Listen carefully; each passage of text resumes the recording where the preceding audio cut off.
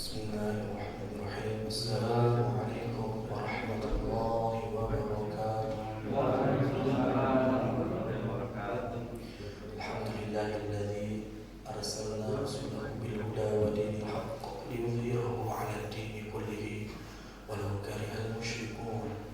Asyhadu an la ilaha illallah wahdahu la syarika lah wa asyhadu anna Muhammadan abduhu wa rasuluhu alladzi la nabiyya ba'dahu.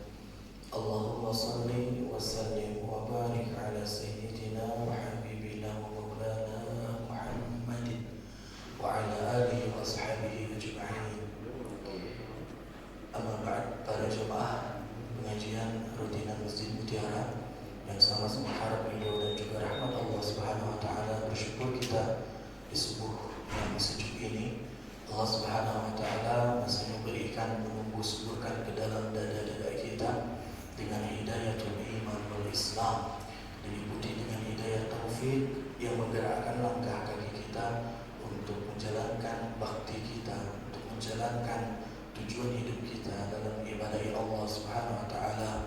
Dan mudah-mudahan seluruh rentetan dan runtutan dari aktivitas agenda kita dalam ibadah Allah Subhanahu wa taala diterima, dicatat oleh Allah dengan catatan yang sempurna. Amin ya Allah ya rabbal alamin. Para jemaah sekalian, di awal saya ucapkan terima kasih teriring doa kepada jemaah sekalian yang telah menginfakkan dan mensedekahkan sebagian hartanya untuk membantu rekan-rekan kita, sahabat dan saudara kita yang berada di pinggiran gunung kaki ya, di sana di Semeru. Alhamdulillah, ketika minggu lalu saya sempat mengungkapkan mengenai masih ada aktivitas penyaluran bantuan ke sana. Dan pada siang harinya Ibu Usman merespon dan membuka penggalangan dana. Dan alhamdulillah pun tim yang di Bandung yang kebetulan saya kenal, para asatidz, melakukan penyerahan bantuan yang kedua bertepatan dengan hari Jumat pada saat itu. Maka dari hari Rabu, Kamis, Jumat itu dibuka donasi. Hanya sebentar saja, namun alhamdulillah bisa terkumpul sebesar 10.300.000 yang bisa kita salurkan. Mudah-mudahan bisa bermanfaat untuk saudara-saudara kita yang sedang diuji di sana. Amin ya Allah rabbal alamin. Jazakumullahu khairal jazaa. Mudah-mudahan Allah berikan balasan yang terbaik di sisinya. Baik jemaah sekalian, dalam melaksanakan ibadah kepada Allah Subhanahu wa taala, Rasul sallallahu alaihi wasallam memberikan satu gambaran yang mungkin sekarang kita rasakan sekali. Apa yang diungkap oleh Rasulullah SAW? Beliau mengungkapkan huffatil jannatu bil makarih. Surga itu diliputi, dihijabi oleh al-makarih, sesuatu yang kita benci, sesuatu yang syahwat kita itu menolak untuk melakukannya, sesuatu yang membuat diri kita malas untuk melaksanakannya. Jalan-jalan di surga apa? Sesat. Karaos nanti, walaupun sebetulnya untuk upayanya itu lebih susah melaksanakan dan melakukan maksiat kepada Allah. Begitupun yang diungkapkan oleh Rasul sallallahu alaihi wasallam, wa huffatin naru bisyahawat. Tapi jalan menuju neraka itu dihijabi dan diselimuti oleh sesuatu yang akur sareng syahwat. Condong syahwat kita, cenderung diri kita melakukannya. Merasa nikmat kita melakukannya, dibuat indah pandangan kita dalam melakukan hal-hal kemaksiatan, jalan-jalan di neraka lemah. Ini kemarin sempat ngobrol orang jamaah dengan saya, nyanyi hari jalan ke surga mau ini berat, tapi nalik melakukan hal yang berupa kesenangan syahwat, rasanya teh enak itu, walaupun harus bermodal Pak. Ketika seseorang dia meminum khamar, maka dia harus berikhtiar untuk punya uang, untuk bisa membeli, untuk berangkat membelinya. Dan ketika minum pun bisa jadi dia merasa malu awalnya, berat salaras nama untuk melakukan maksiat, tapi dibuat indah maksiat. Berbeda dengan orang datang ke masjid, tidak pernah masuk ke masjid itu di tiket bayar 2.000, tidak akan pernah gratis guys. Ya berat masalahnya. Seseorang mampu untuk pergi safar, berkeliling dunia, kemana-mana, keluar kota segala macam, tapi dia lupa. Kadang-kala dia tidak sanggup untuk datang ke masjidnya Allah untuk bersujud berjamaah salat. Makanya nih kenikmatan besar kita, taufik dari Allah SWT bisa menggerakkan diri kita datang ke masjid. Dan yang selanjutnya bapak-bapak sekalian, jalan-jalan di surga lima tantangannya berat karena apa? Karena diujinya tak lengkap. Sebelumnya diuji, ketika dan sedang melaksanakannya diuji, dan setelahnya pun diuji pula. Lengkap sekali. Maksudnya bapak-bapak, kita semua sama lah. Bangun di pagi hari jam 3:30, jam 3 tuh bangun. Pas ketika bangun tuh sudah bergejolak dalam hati, lajan itu masih ada waktu atau badai candang wudhu kacai. Itu berat. Ketika sudah melaksanakannya, aduh, katinggal nama tari subuh aja nama, rupi nama jamaah mau pada darah lengkap mau halal hadir. Ada saja seperti itu, diganggu sebelum melaksanakan ibadah itu. Bismillah, toslah lawan udah biasa ke masjid, angkat ke masjid. Pas dugi ke masjid ngelaksanakan sholat, Allahu Akbar, diganggu deui nalika sholat itu. Dihilangkan konsentrasi kita, dihilangkan khusyuan kita, ditumbuhkan dalam hati kita, merasa boring, bosen, malah menjadi kesel gitu. Nalika kemudian imam narada panjang mah. Gitu. Ya, ketika sholatnya saja diganggu. Jangan salah Pak, setelah sholatnya pun diganggu lagi. Walaupun misalkan sudah lama waktunya berselang ya, sampai ke rumah tiba-tiba ada yang miss call, lihat HP kita, aduh ini ada rekan kerja miss call, jam segini ada apa? Telepon balik kan? Pas telepon balik teh, Assalamualaikum, misalnya kemana wae ditelepon tadi kayak tuh ke masjid. Oh rajin nih, nah orang biasa wae Pak ke masjid gitu. Oh rajin nih ya om nih. Jangankan ayeuna di tahun akhir kita pernah bolong, saya ke masjid. Timbul tuh rasa ingin dipuji, rasa ria, ujubnya ada, sum'ahnya ada, sehingga merasa dirinya itu wah keren gitu.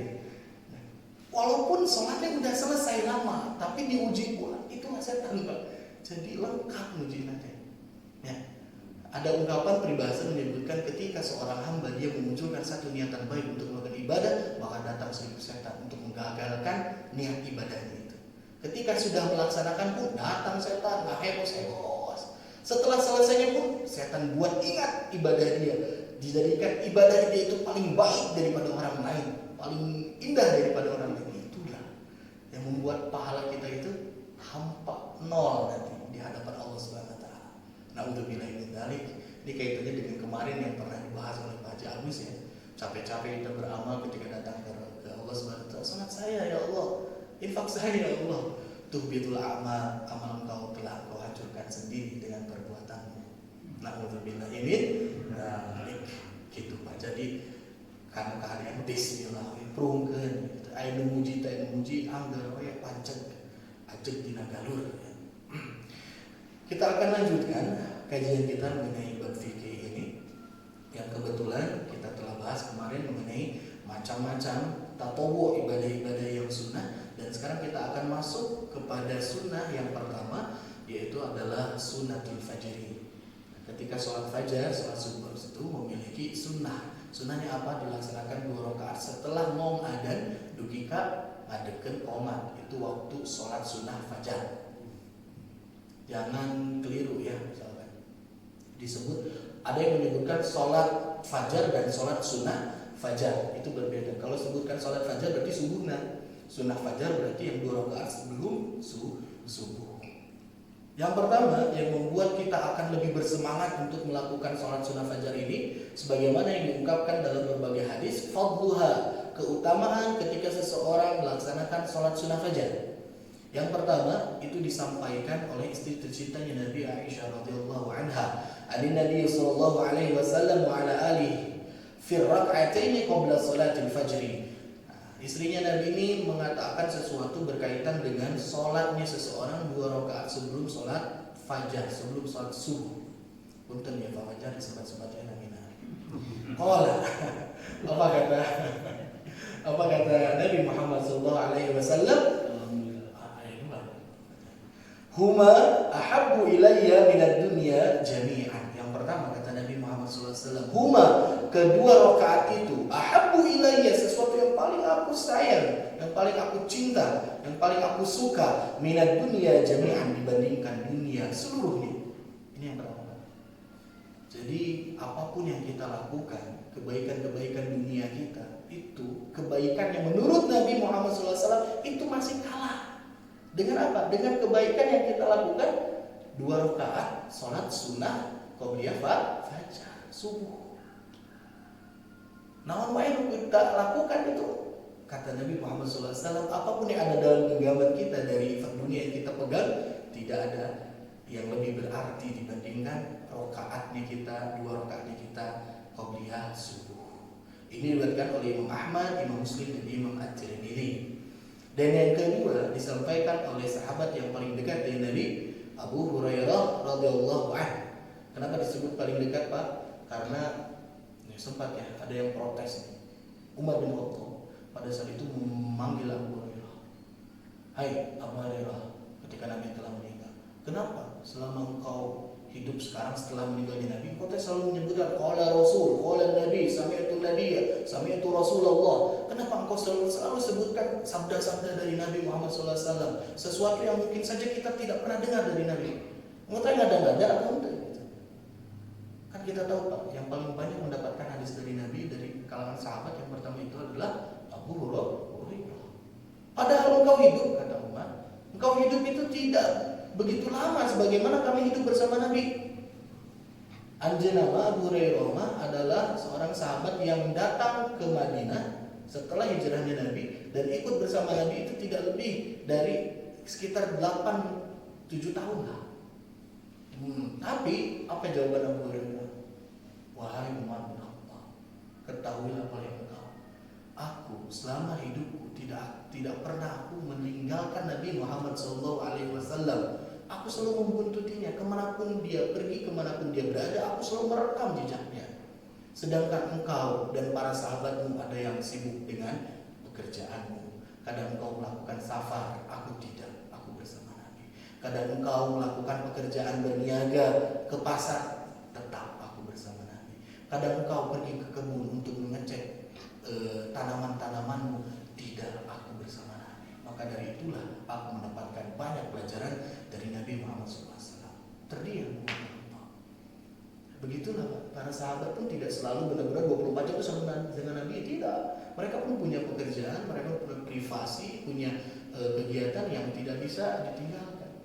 Makanya seorang yang soleh itu bukan benar-benar di masjid, gitu.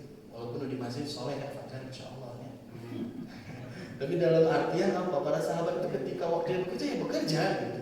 Tapi ketika datang waktu untuk ibadah, datang berkumpul. Seruan oleh Nabi Muhammad SAW pasti datang dari undangan Nabi Muhammad SAW. Abu Hurairah menyebutkan mengenai sholat 2 rakaat qobliyah subuh. Apa kata Nabi Muhammad SAW didengar oleh Abu Hurairah? La tad'u rak'atayil fajri wa in taradatkumul khair. Sampai disebutkan dengan tegas ya ini. Jangan sekali-kali kalian meninggalkan 2 rakaat qobliyah salat subuh. Wa in taradatkumul khair, walaupun keadaan kalian sedang diburu oleh pasukan berkuda. Dalam peperangan pun Nabi Muhammad SAW ketika datang waktu subuh, kalau lagi tidak berkecamuk nih, Nabi tidak pernah meninggalkan salat qobliyah subuh dan juga salat witir, salat tahajud.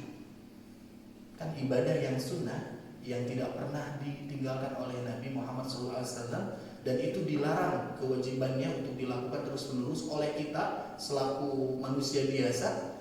Yang pertama itu adalah sholat malam. Sholat malam itu wajib untuk diri Nabi Muhammad SAW, tidak pernah ditinggalkan sekalipun. Tapi kita kalau di dalam hati kita, saya mewajibin nih sholat malam nih. Kalau misalkan sehari saja itu nanti saya kodo atau misalkan saya apa, ya jangan diwajibkan dalam hati kita. Tidak, tetap statusnya sebagai sunnah. Tapi kalau misalkan kita ingin memenuhi setiap malam kita dengan sholat tahajud, silakan, bagus. Tapi jangan sampai dirubah statusnya menjadi wajib. Yang kedua, perkara mengenai menikah. Menikah kebolehan bagi kita itu hanya sampai 4 tapi sebenarnya sadayana dia izinnya alhamdulillah. Ya. Nah, tapi untuk Nabi Muhammad SAW ada kekhususan. Menikahnya Nabi Muhammad SAW tidak terbatas sampai 4. Riwayat pertama menyebutkan istri Nabi ada 9 sampai dengan 11 istri. Nabi Muhammad SAW. Itu adalah sesuatu yang dilakukan oleh Nabi, tidak bisa diikuti oleh kita. Tidak bisa diikuti oleh kita. Status hukumnya berbeda. Yang selanjutnya apa Pak? Saum. Saumnya saum apa? Saum wisal. Nabi Muhammad SAW itu melaksanakan saum wisal. Maksud wisal tenon, kalau dalam bahasa Quran tajwidnya ada istilah dengan wasol. Wasol itu nyambung, tidak berhenti, tidak terputus. Wakaf kalau kita mah berhentinya saum ketika mau adzan maghrib. Nabi mah tidak, bukan di situ, dilanjutkan sampai ke malam hari. Nah, sampai Nabi Muhammad SAW dalam satu riwayat itu melaksanakan saum wisal. Ada yang menyebutkan 1 hari, 2 hari sampai 3 hari. Ketika ada sahabat yang menanyakan, kenapa aku melakukan itu ya Rasulullah SAW?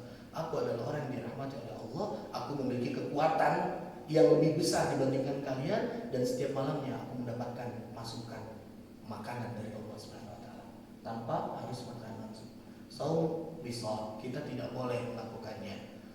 Yang nambah soleh kamaghrib ingin tersebut aku kemudian ke Isya jadi jalan mukhlis misalnya kayak subuh nanggung deui gitu. Nah, tidak bisa seperti itu. Nah, sama dengan sholat tahajud, sholat witir ini. Kata Nabi Muhammad SAW, walau kita dikejar oleh musuh, segenting apapun keadaan kita, maka jangan pernah tinggalkan 2 rakaat qobliyah subuh. Yang ketiga, jemaah sekalian, sama ini pun diriwayatkan oleh istri tercinta Aisyah radhiyallahu anha, qalat lam yakun Rasulullah sallallahu alaihi wasallam, tidak pernah keadaan Rasul sallallahu alaihi wasallam ala syai'in, terhadap sesuatu minan nawafili, dari ibadah-ibadah yang sunnah, ibadah-ibadah yang bukan wajib, asyaddu muahadatan, lebih kuat janjinya, ikatannya, tidak pernah ditinggalkannya dari amalan-amalan yang lain, yang sunnah yang lain, minar raka'ataini qabla subhi, dibandingkan dengan 2 rakaat sebelum sholat subuh. Itu yang paling diparakatkeun istilahnya. Ku Nabi diprioritaskan dalam amalan-amalan sholat sunnah yang lainnya. Yang pertama yang paling dijaga itu adalah sholat sunnah qobliyah subuh. Ini diriwayatkan oleh Asy-Syaikhani. Kalau Bapak baca ada hadis yang diriwayatkan oleh Asy-Syaikhani, itu artinya adalah 2 syekh, Pak. Bentuk yang menunjukkan terhadap objeknya 2, Syaikhani. Sama seperti Haramaini, kan 2 tempat suci. Khaini, maini itu menunjukkan terhadap 2. Kalau Bapak punya 2 rumah, sebutnya bukan baitun, tapi baitaini. Nah, seperti itu. Kalau punya istri 2, sebutnya zaujataini. Teman-teman saya dulu pas lagi ngampus sering ngedoakan dan sana jazakallahu khairan, tapi diganti dengan zawwajakallahu adadan katiron misalnya gitu. Maksudnya apa? Kalau jazakallahu itu mudah Allah membalas, tapi kalau zawwajakallahu mudah-mudahan Allah nikahkan engkau dengan istrimu yang tambahan yang banyak. Suka dipleset begitu sama doa, tapi itu dikabul sampai ke kaya. Nah, ini Syekhani itu menunjukkan kepada 2 syekh, 2 imam yang besar. Yang pertama adalah Imam Al-Bukhari, dan kedua adalah Imam Muslim. Kadang pula disebut dengan muttafaqun alaihi. Muttafaqun alaihi, kalau ada ungkapan hadis di ujungnya meriwayatkan muttafaqun alaihi, sama maknanya. Syekhani diriwayatkan oleh Imam Bukhari dan Imam Muslim. Yang paling kuat derajat perawi itu adalah itu Imam Bukhari, yang kedua Imam Muslim. Makanya kalau ada dari hadis Imam Bukhari, itu derajat kesohihan hadis itu di bawah Al-Quran, Pak. 1 level di bawah Al-Quran. Kalau misalkan ada hadis pertama ngobrolin tentang objek A, yang pertama diriwayatkannya oleh Syekhani, oleh Imam Bukhari, Imam Muslim, yang kedua oleh imam yang lain, maka yang lebih kuat yang mana? Yang Imam Bukhari dan Imam Muslim. Itu yang paling kuat.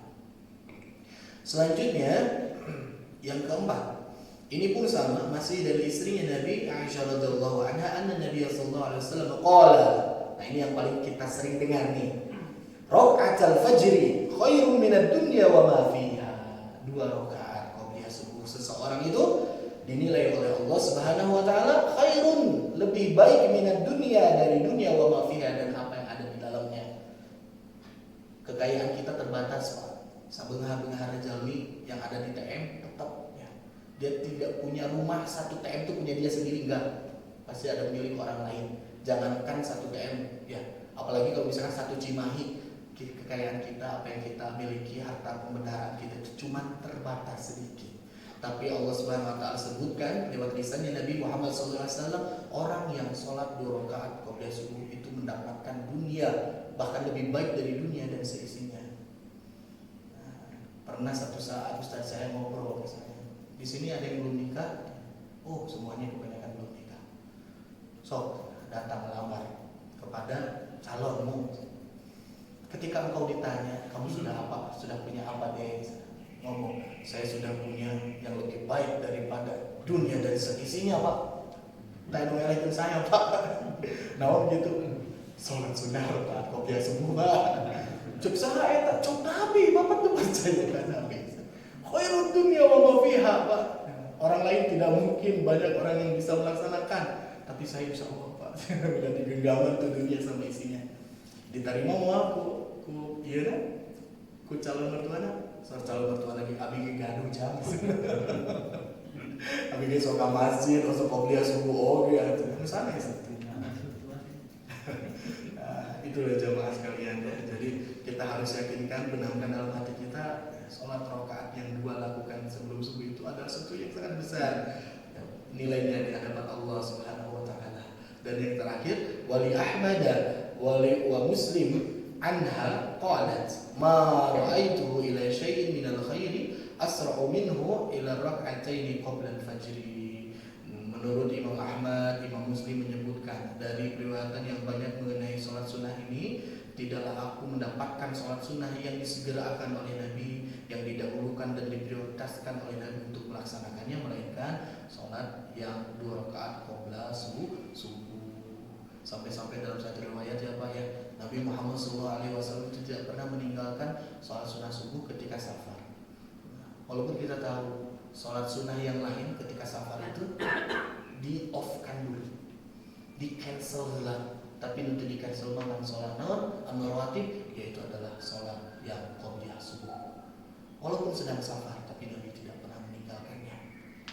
Kalau kita bepergian siang hari itu zuhur dan asar, mungkin kita tidak melaksanakan sholat sunnah tersawiyos. Dan Nabi juga kalau misalkan musafir tidak melaksanakan sholat sunnah rawatib. Ya, bahkan sholatnya pun digabung menjadi jamak, bahkan dikorting menjadi kosor, jamak kosor. Tapi Nabi ketika melaksanakan sholat subuh tidak pernah meninggalkan sunnah qobliyahnya. Makanya bapak-bapak sini alhamdulillah ya, rata-rata 100% datang ke sini sebelum melaksanakan sholat subuh itu laksanakan dulu 2 rakaat qobliyah subuh ya. Cuman catatan Pak, kalau misalkan Bapak bisa lebih awal untuk datang ke sini itu lebih bagus. Karena sekarang kita sudah dipatok ya. Waktu dari pas teng adan teh eta mana 11 menit. Hitung saja adan itu 3 sampai 4 menit. 11 dikurang 4 7 menit. Nah, masih ada waktu 7 menit untuk kita luangkan untuk melaksanakan sholat sunnah qobliyah. Kalau misalnya masih 2 menit, kabujang janeh lah itu mah. Berjeng rada khusus sakedik samios lah. Tapi kalau misalkan tinggal 1 menit atau setengah menit, lebih baik laksanakan ikut gabung dulu dengan kita. Atau misalkan Bapak boleh untuk melaksanakannya di rumah Pak. Mau adan, udah gitu kita baru selesai wudu, udah siap-siap setelah beres adan. Kalau ke sini takutnya mepet, sholat dulu sunnah qobliyah di rumah, boleh tidak boleh sah. Karena apa? Karena kita akan bahas sekarang. Ini mengenai Nabi Muhammad SAW. Nah, menurut Hafsah, salah satu istri Nabi Muhammad SAW menyebutkan, karena Rasulullah SAW, keadaan Rasulullah SAW yusalli raka'atil fajri. Nabi itu melaksanakan 2 rakaat qobliyah subuh fi baiti, di rumahku. Nabi sebelum pergi ke masjid ketika mau adzan teh salat heula 2 rakaat di bumi nasaha, di bumi Hafsah. Pada saat itu Nabi berarti pernah melaksanakan sholat qobliyah subuh itu di rumah. Tapi ada tambahannya Pak, yukhaffafuhuma jiddan. Ini tambahannya bahkan. Dan Nabi melaksanakannya dengan ringkas, dengan cepat, tidak nagebay ayat-ayat teh, ambil ayat-ayat yang pendek para rondok. Wa kana Abdullah radhiyallahu anhu, yakni Ibnu Umar, yukhaffifuhuma kadzalika.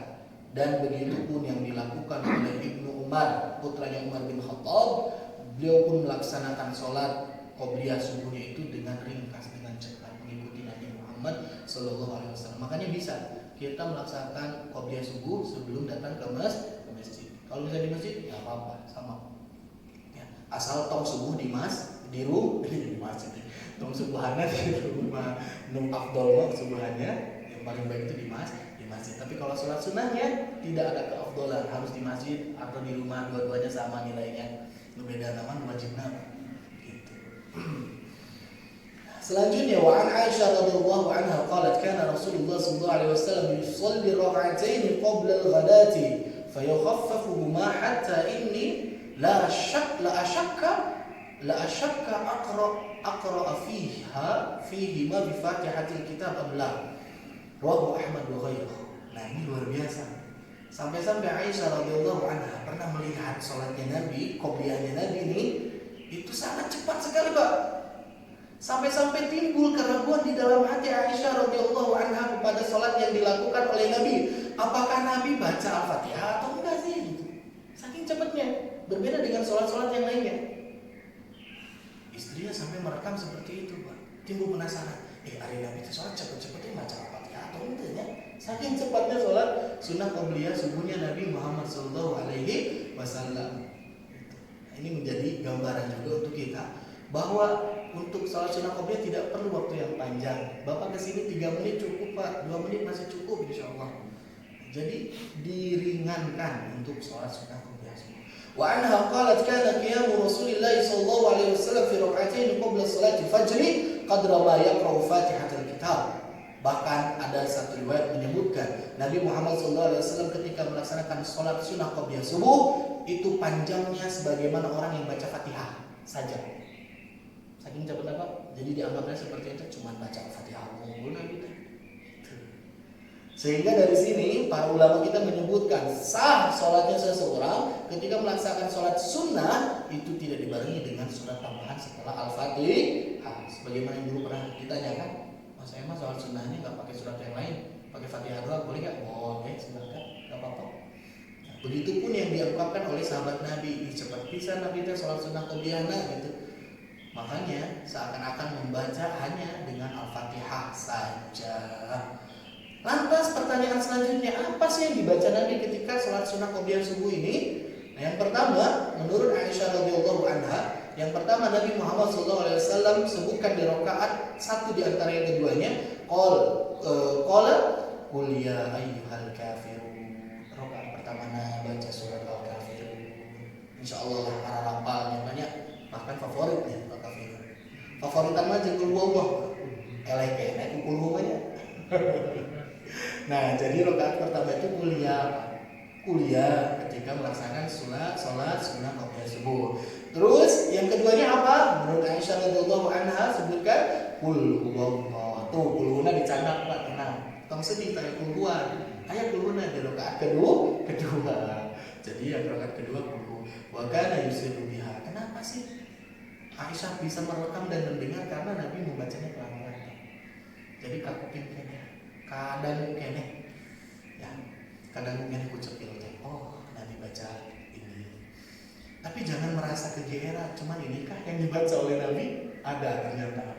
Riwayat yang lain menyebutkan Nabi Muhammad SAW selain suka baca Al-Kafirun, selain suka baca Qul, Nabi pun suka membaca salah satu ayat di dalam surat Al-Baqarah ya, yang bunyi ayatnya Amanna billahi wa ma unzila ilaina wa ma unzila ila Ibrahim wa Ismail wa Ishaq wa Yaqub wal asbat wa ma utiya Musa wa Isa wa ma utiya nabiyyuna min rabbihim la nufarriqu baina ahadin minhum wa nahnu lahu muslimun.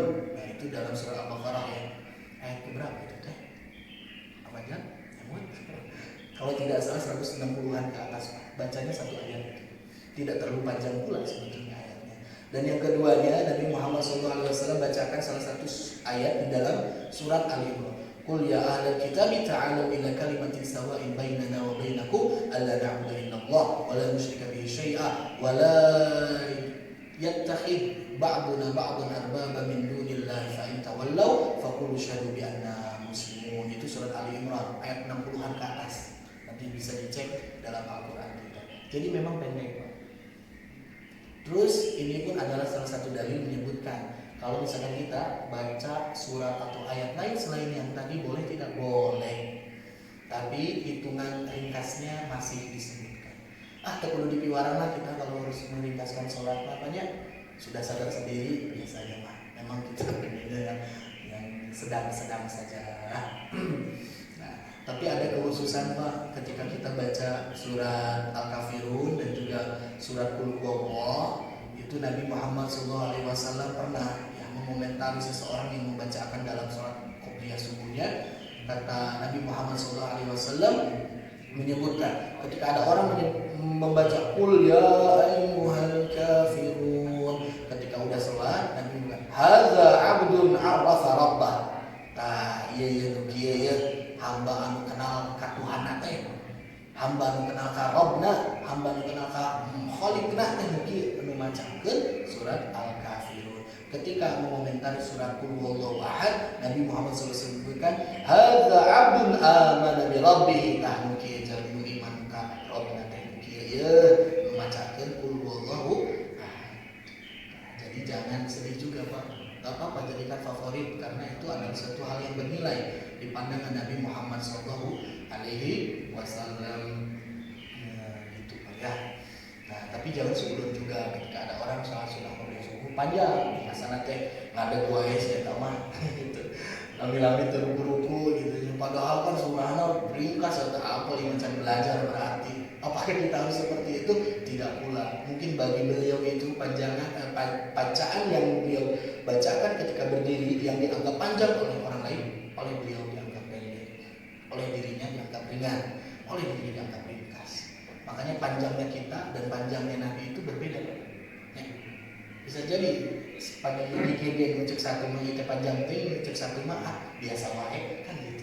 Jadi hitungannya subjektif. Ya.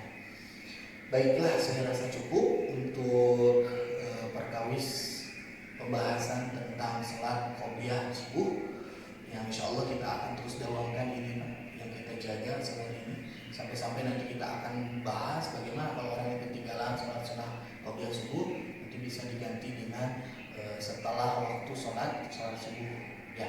Nanti tata cara dan kaifiatnya seperti apa lebih lanjut insya Allah kita akan bahas di pertemuan yang akan datang. Untuk sekarang barangkali ada yang ditambahkan, barangkali ingin disampaikan atau ditanyakan terkait hal ini, maka dipersilakan.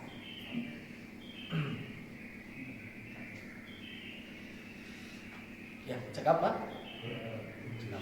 Ya, alhamdulillah. Baik, kita akan tutup saja majelis kita pada subuh kali ini dengan baca hamdalah dan doa kifaratul majelis bersama-sama. Alhamdulillahirabbil alamin. Subhanakallahumma wa bihamdika asyhadu an la ilaha illa anta astaghfiruka wa atubu ilaik. Hamdan syakirin hamdan na'imin hamdan yuwafi ni'amahu wa yukafi mazidah. Ya Rabbana lakal hamdu kama yanbaghi li jalali wajhikal karim wa 'azimi sultanik. Rabbana ighfir lana dhunubana wa liwalidina warhamhuma kama rabbayana shighara wa li jami'il muslimina wal muslimat wal mu'minina wal mu'minat al ahya'i minhum wal amwat innaka sami'un qaribun mujibud da'wati ya qadhil hajat. Rabbana atina fid dunya hasanah wa fil akhirati hasanah wa qina adzabannar. Wassalamualaikum warahmatullahi wabarakatuh.